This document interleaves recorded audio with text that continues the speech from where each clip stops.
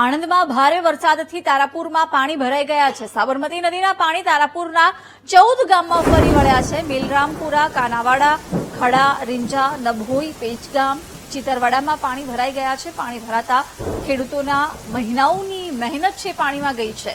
ભારે વરસાદ થતા સાબરમતીમાં પાણી છોડવામાં આવ્યું છે। તંત્ર દ્વારા ગામડાઓમાં પહોંચાડવામાં આવી રહી છે રાહત સામગ્રી।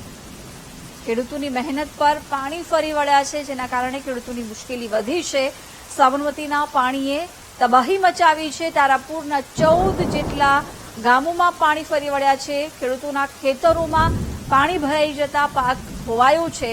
સાબરમતીના પાણીએ અત્યારે તબાહી સર્જી છે। તારાપુરના 14 જેટલા ગામોમાં નદીના પાણી ફરી વળ્યા છે, ત્યારે ખેડૂતોની મહેનત ઉપર પણ પાણી ફરી વળ્યું છે, પાક ધોવાયો છે।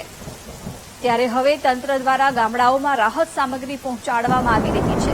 વિગતો સાથે સંવાદદાતા ઘનશ્યામ જોડાઈ ગયા છે। ઘનશ્યામ, તારાપુરના ગામડાઓમાં સાબરમતીના પાણી ફરી વળતા મોટું નુકસાન, શું વિગતો? જિજ્ઞાસા, ચોક્કસથી ઉપરવાસમાં ભારે વરસાદ સાબરમતી નદીમાં પાણી છોડવામાં આવી રહ્યા છે, પરંતુ ખંભાતના અખાતમાં હાલ ભરતી ચાલી રહી હોય સાબરમતીમાં છોડવામાં આવતા પાણીનો દરિયામાં નિકાલ થતા તારાપુરના 14 ગામોમાં પૂર થયું છે।